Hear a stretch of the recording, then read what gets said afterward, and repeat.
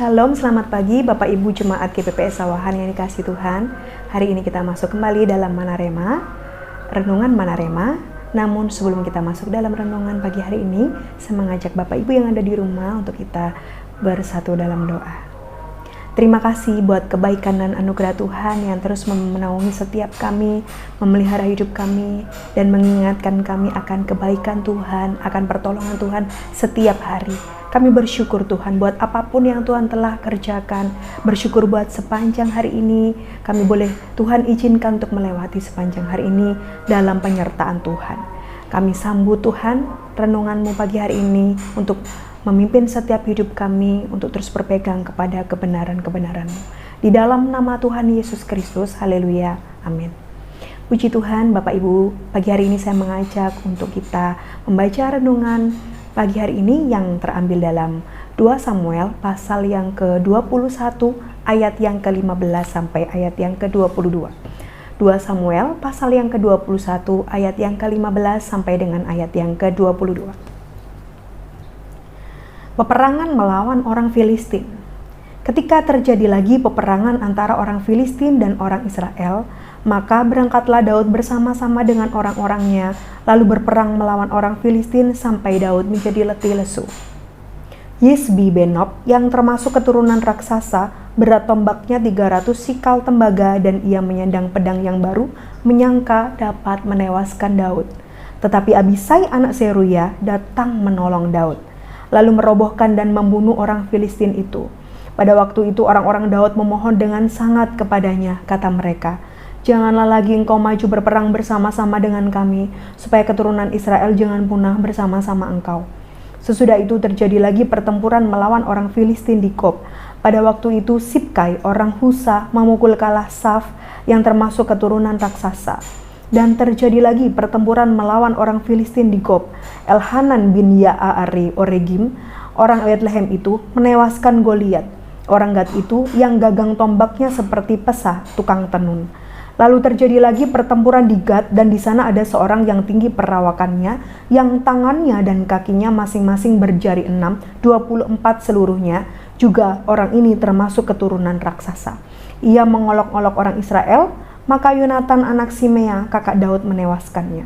Keempat orang ini termasuk keturunan raksasa di Gad. Mereka tewas oleh tangan Daud dan oleh tangan orang-orangnya. Puji Tuhan. Pagi hari ini saya akan memberikan judul renungan Manarema, yaitu bangkit dari rasa lelah. Bapak Ibu, kisah Daud ini mengingatkan saya pada salah satu film yang berjudul Jack the Giant Killer, di mana film tersebut mengisahkan ada seorang muda yang harus melawan atau diperhadapkan dengan raksasa-raksasa yang begitu besar-besar. Dan seorang pemuda ini, perawakan yang kecil, muda, mengalahkan para raksasa-raksasa ini. Seperti halnya film tersebut, kisah Daud pun juga demikian. Daud diperhadapkan pada peperangan yang kali ini begitu tidak mudah, begitu berat. Mengapa? Karena musuh-musuhnya semuanya perawakannya raksasa-raksasa atau begitu besar. Bukan hanya perawakannya yang besar saja Bapak Ibu, tetapi di sana dijelaskan bagaimana mereka mempersiapkan senjata-senjata yang tidak biasa, senjata-senjata yang mungkin cukup bisa mematikan atau membunuh Daud.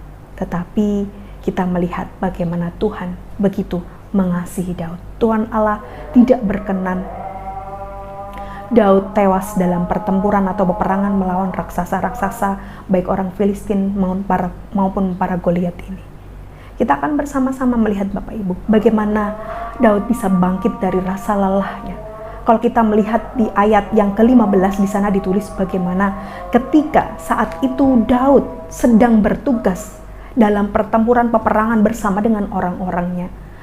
Daud merasa lelah atau kelelahan. Di sana menggambarkan bagaimana Daud sudah tidak berdaya lagi, sudah tidak memiliki kekuatan lagi, sudah penat, sudah lelah, sudah tidak memiliki gairah atau daya lagi untuk melawan para raksasa-raksasa yang diperhadapkan ini. Tetapi Tuhan sangat mengasihi Daud. Apa buktinya? Tuhan mengirim orang-orang terdekat Daud untuk menolong Daud. dan menggantikan Daud melawan para raksasa-raksasa ini dalam pertempuran medan perang. Dan itu bukti salah satu pertolongan Tuhan bagi Daud. Dalam kelelahan, dalam ketidakberdayaan, Daud mendapatkan kemenangan daripada Tuhan.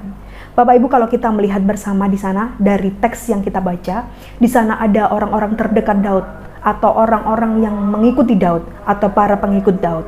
Ada Abisai, ada Elhanan, ada Yonatan, dan juga ada Sibkai. Ada orang-orang pilihan yang Tuhan kirim untuk menolong Daud.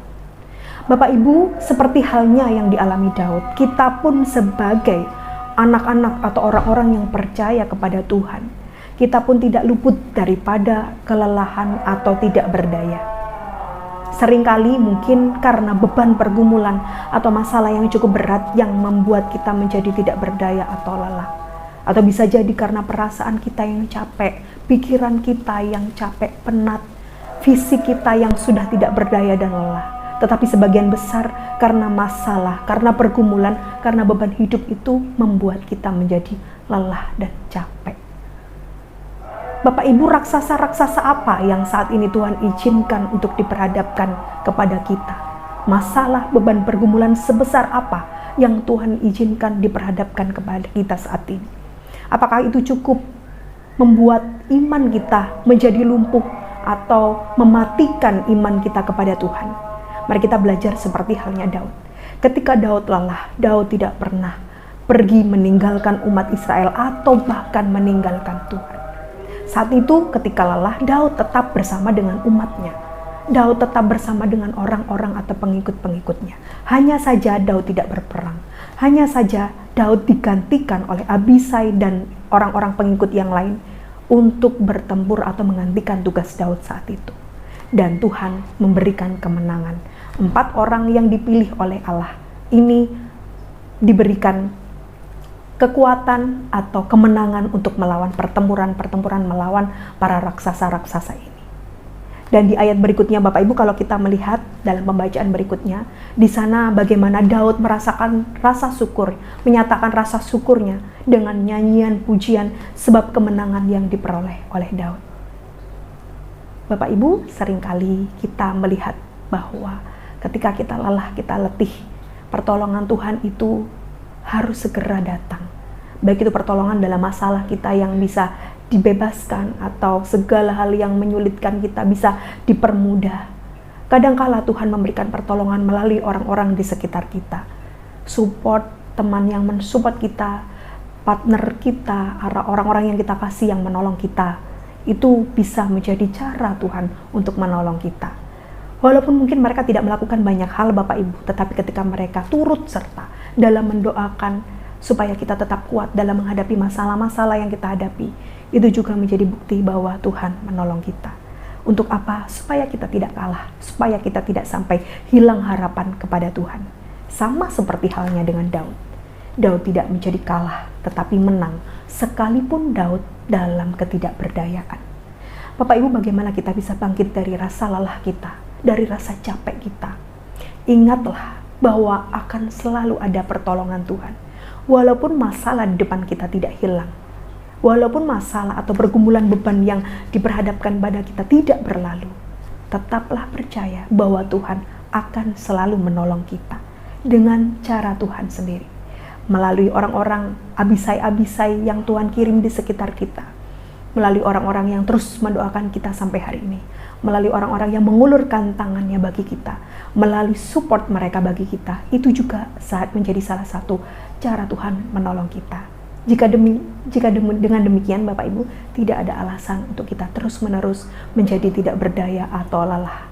Tetapi kita bisa bangkit karena kita yakin Tuhan akan selalu menolong kita sampai hari ini.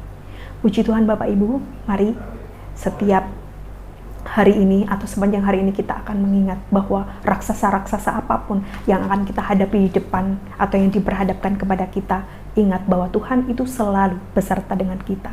Tuhan akan selalu menyediakan pertolongannya bagi kita. Jangan pernah menjadi lelah, jangan pernah menjadi undur, jangan pernah lari daripada berharap kepada Tuhan. Sebab itu menjadi salah satu sumber pertolongan dan kekuatan bagi kita. Tuhan Yesus memberkati Bapak Ibu sekalian. Mari saya mengajak untuk kita bersatu di dalam doa. Terpujilah nama-Mu Tuhan, kami bersyukur. Melalui perenungan Manarema pagi hari ini kami boleh belajar Tuhan, bagaimana setiap hal yang Tuhan izinkan kami hadapi, atau raksasa-raksasa, atau beban pergumulan besar yang saat ini kami hadapi, yang membuat kami capek, yang membuat kami lelah, bahkan kondisi kami tidak berdaya sekalipun. Kami mau tetap mengingat Tuhan, kami mau tetap membangkitkan iman percaya kami kepada Tuhan. Sebab kami yakin satu hal sampai hari ini, Engkau terus menolong kami. Dan Engkau terus memberikan cara-cara yang ajaib untuk menolong kami. Kami berdoa untuk orang-orang yang setia mendoakan kami Tuhan, sehingga kami boleh tetap kuat menghadapi setiap pergumulan beban hidup yang membuat kami menjadi lelah. Buat kami untuk terus memiliki harapan yang kuat di dalam Tuhan. Kami tidak putus-putus memiliki harapan kepada Tuhan, berdoa kepada Tuhan. Engkau akan menolong dan memegang kehidupan kami.